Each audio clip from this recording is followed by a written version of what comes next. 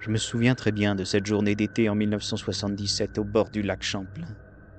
J'étais en vacances avec ma famille, mon fiancé Anthony et mes deux enfants, quand nous avons décidé de faire une pause près de la rive, à un petit promontoire offrant une vue dégagée sur l'eau. Les enfants jouaient au bord du lac pendant que j'observais le paysage. Au début, j'ai vu quelque chose à la surface qui ressemblait à un banc de poissons, ou peut-être à un plongeur. Mais quelque chose n'allait pas. Tout à coup, la tête et le cou ont émergé de l'eau. J'ai vu d'abord le long cou sombre briser la surface, puis une forme sombre qui semblait être une tête, puis le dos se montrait dans le mouvement des vagues. J'ai tout de suite compris que ce n'était pas un poisson ordinaire, ni un tronc flottant. C'était quelque chose de vivant et de très inhabituel. J'ai attrapé mon appareil photo et j'ai pris une photo avant que la créature ne replonge lentement sous la surface. Je dirais que la rencontre a duré environ 4 à 7 minutes, assez longtemps pour que je l'observe, que je prenne ma photo et que je reste figé à regarder l'eau redevenir calme. Tout le monde autour de moi était surpris. Les enfants ont été appelés pour revenir à l'ombre, mais je suis resté là, fasciné et un peu troublé. Je n'aurais jamais imaginé voir quelque chose d'aussi étrange dans un lac que je pensais connaître. Je sais ce que j'ai vu cette journée-là. Une forme longue, sombre, semblant avoir un cou et une tête distincte. Et même si certains diront que c'était un tronc ou un effet d'optique, pour moi, c'était bel et bien vrai.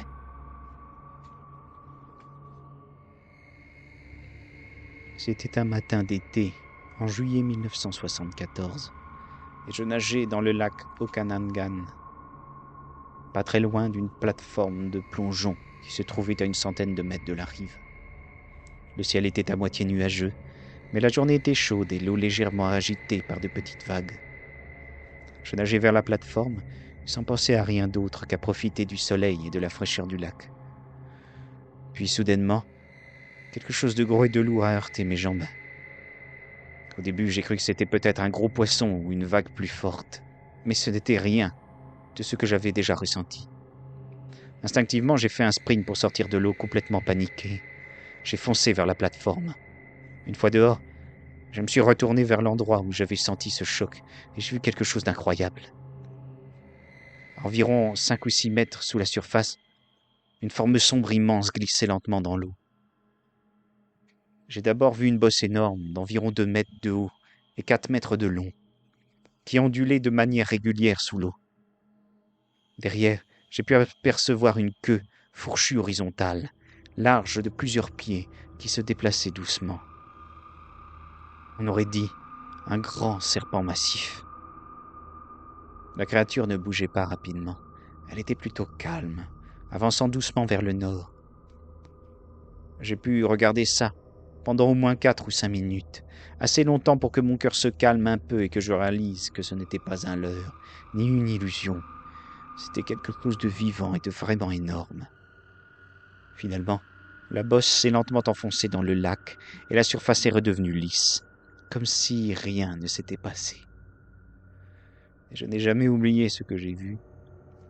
J'ai senti sa présence, j'ai vu sa taille réelle, et je sais que ce n'était pas un simple tronc, ni un poisson connu. C'était autre chose. Même aujourd'hui, des années plus tard, quand je passe devant le lac ou que j'en parle à quelqu'un, je ressens encore cette étrange sensation de mystère que cette expérience m'a laissée. Et je suis convaincu que parfois, les légendes ont plus de vérité qu'on ne veut bien le croire. Je me souviens très clairement de cette nuit dans la jungle de Java, au cœur des vallées profondes, où la pluie tombe sans prévenir et où la nuit arrive comme un rideau noir. C'était dans les années 1920. Et moi, Ernest Bartel, naturaliste explorant les pentes abruptes des montagnes Salak, je pensais avoir vu beaucoup de choses jusqu'à cette créature. Une nuit, en explorant les rives du Chijenko River, j'étais allongé dans ma hutte faite de feuilles et de bois, entouré des sons de la jungle. Puis j'ai entendu un cri, un son énorme, porteur, qui résonnait comme un hurlement long et étrange. Ce n'était ni le cri d'un oiseau, ni celui d'un singe, ni rien que j'avais entendu auparavant. Les anciens locaux l'appellent Raoul, d'après la manière dont il hurle dans la nuit. J'ai allumé ma lampe et j'ai regardé vers la rivière. C'est là que je l'ai vu. Une silhouette énorme a plané au-dessus de l'eau, ses ailes immenses étendues comme un voile sombre entre la lune et la terre. Sa voix lugubre continuait à résonner, tandis que l'air se soulevait autour de moi. Cette bête n'avait rien à voir avec les chauves-souris ordinaires que je connaissais. Cette bête n'avait rien à voir avec les chauves-souris ordinaires que je connaissais. Sa taille était incroyable, avec une envergure que j'estime bien plus grande que tout animal volant connu sur cette île. À certains moments, j'ai cru voir un visage presque simiesque, des yeux foncés que la lumière de mon briquet n'a pas pu percer complètement. Je ne pourrai jamais décrire avec précision ses yeux, mais c'était comme si quelque chose d'intelligent, des sauvages me scrutaient depuis le ciel nocturne. Elle a plané, silencieuse mais imposante, puis s'est éloignée dans la forêt dense, là où les arbres deviennent des ombres indéchiffrables. Je suis resté immobile, le cœur battant, sachant que ce que j'avais vu dépasserait toute explication simple. Et pour le reste de ma vie, ce cri restera gravé dans ma mémoire, comme le son d'un mystère que la science n'a pas encore expliqué. Je m'en souviens comme si c'était hier, cette nuit-là près du marais de Scap Ore, juste à l'extérieur de Bishopville, en Caroline du Sud. C'était le 29 juin 1988, environ 2 heures du matin, et je revenais de mon travail de nuit lorsqu'un pneu de ma voiture a éclaté sur Brompton Road. J'ai garé la voiture sur le bas-côté et j'ai commencé à changer le pneu. Tout était silencieux, juste le bruit de la nuit autour de moi. Puis j'ai entendu quelque chose qui venait des arbres. D'abord un bruit sourd, puis un pas lourd qui avançait rapidement vers moi. Je me suis figé, sans savoir ce qui pouvait approcher. Puis je l'ai vu, une créature énorme, debout sur 2 jambes, qui sortait du marais. Elle devait mesurer environ 2,10 m ou plus, avec une peau verte rugueuse semblable à celle d'un reptile, et des yeux rouges brillants qui luisaient dans la lumière faible. C'est un animal que j'avais jamais vu. Ce n'était pas un ours, ni un cerf, ni rien de connu. Dès que je l'ai vu, j'ai senti la peur monter en moi. Je me suis retourné vers la voiture pour m'abriter, mais avant même que je n'ai fermé la porte, cette chose a couru vers moi en courant sur ses 2 jambes, ses griffes longues et noires visibles dans l'obscurité. Elle a sauté sur le capot de ma voiture, grattant et cognant avec une force incroyable. Les griffes ont laissé des rayures profondes et des bosses sur le toit. J'ai démarré l'auto et j'ai accéléré, aussi vite que j'ai pu, pour essayer de m'éloigner. La bête s'est accrochée un moment, ses mains entourant le toit, puis elle est tombée sur le côté alors que je prenais de la vitesse. Je n'ai pas regardé derrière moi. Tout ce que je voulais, c'était rentrer chez moi vivant. Quand je suis arrivé, j'ai appelé le shérif et je lui ai raconté ce que j'avais vu. Je sais que ça peut sembler fou, mais je n'ai jamais imaginé inventer une histoire pareille. Quelque chose de réel est sorti de ce marais ce soir-là.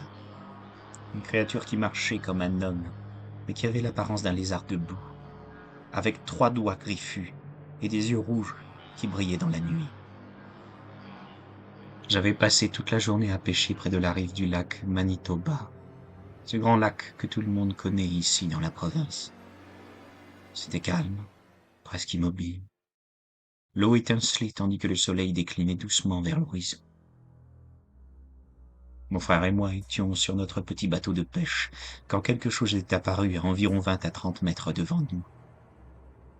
Au début, j'ai cru que c'était juste une grosse vague ou peut-être un tas de débris.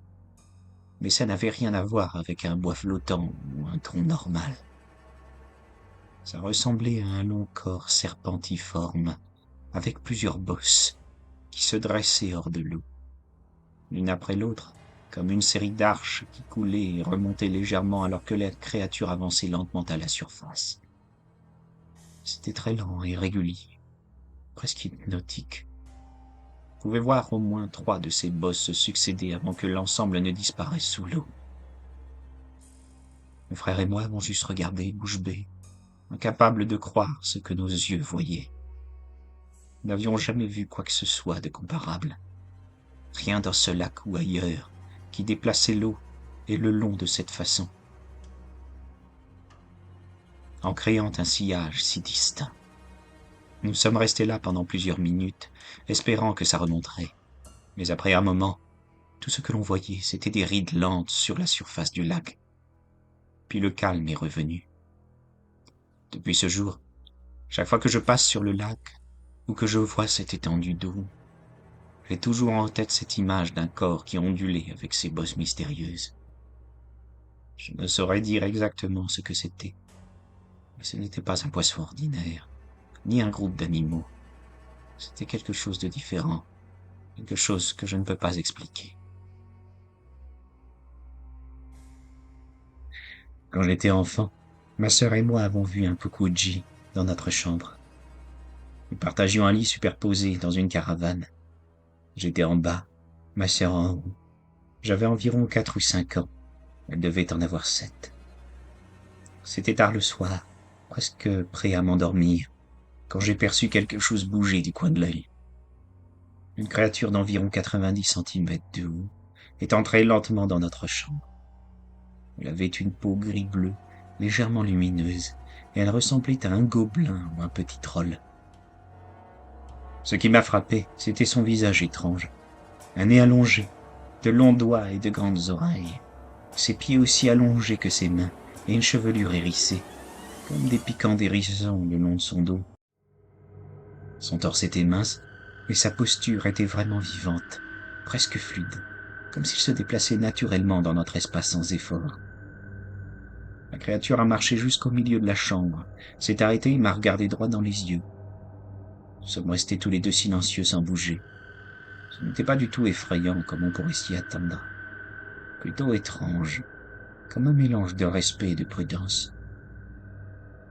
Et tout aussi soudainement qu'elle était apparue, elle s'est tournée lentement vers l'avant et a disparu en traversant le mur, comme si celui-ci n'offrait aucune résistance. Après ça, elle n'est jamais revenue.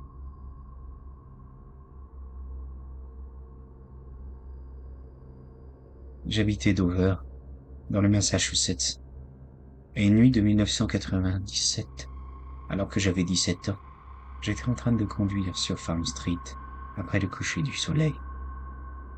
Il faisait calme, presque silencieux, et la lumière de mes phares éclairait la route étroite devant moi. Et puis quelque chose a attiré mon attention sur le bord d'un vieux mur de pierre cassée. D'abord, j'ai cru que c'était peut-être un animal ou une silhouette d'ombre. Alors je me suis arrêté pour regarder de plus près. Et là, à quelques mètres devant la voiture, j'ai vu cette créature étrange, d'environ 1,2 mètre de haut, debout, immobile, comme si elle m'observait. Ce qui m'a frappé immédiatement, c'était sa tête ronde en forme de pastèque, si différente d'un visage humain ou animal. Pas de nez visible, pas de bouche ni d'oreilles claires, juste une grosse tête lisse avec des yeux brillants qui reflétaient la lumière de mes phares. C'était presque comme si elle flottait dans l'air, plutôt que de marcher normalement. Je n'avais jamais rien vu de tel. Je suis resté quelques secondes figé, incapable de bouger, choqué par sa présence silencieuse. Finalement, elle s'est simplement retournée et a disparu dans la nuit, glissant vers les arbres comme si elle n'avait jamais été là. Après ça, je n'en ai parlé à personne pendant des semaines. Ce n'est que lorsqu'un autre garçon a décrit avoir vu exactement la même chose à un autre endroit de la ville, la même nuit, que j'ai compris que je n'avais pas imaginé cette chose. On a tous dessiné ce que nous avons vu. Et sur mon dessin, j'ai écrit « Moi, Bill Bartlett, je jure sur une pile de Bible que j'ai vu cette créature. » Parce que, même si ça paraît incroyable, je n'ai jamais menti à ce sujet. Je sais ce que j'ai vu cette nuit-là. Je ne l'oublierai jamais.